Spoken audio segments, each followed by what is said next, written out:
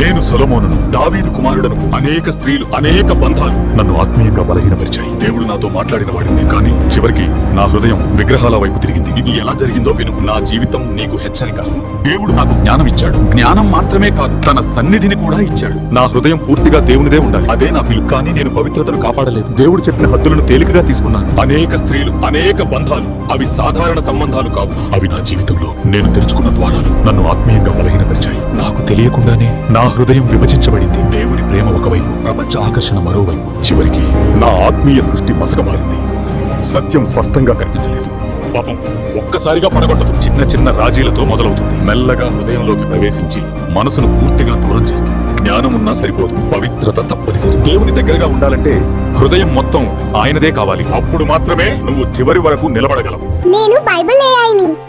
Bible సత్యాలను మీకు చెబుతాను. ప్రతిరోజు వీడియోల కోసం సబ్స్క్రైబ్ చేసుకోండి.